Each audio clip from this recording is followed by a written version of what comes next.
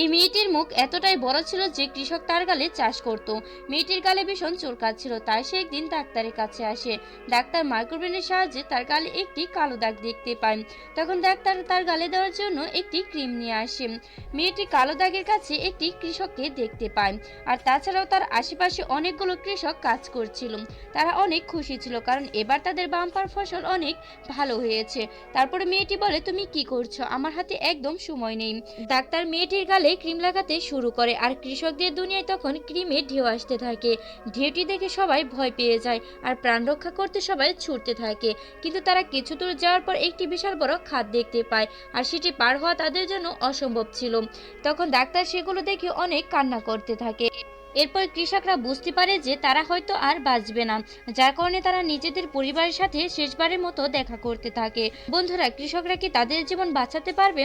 পরের পার্টটি দেখে ভিডিওতে একটি লাইক দিয়ে চ্যানেলটি সাবস্ক্রাইব করবেন।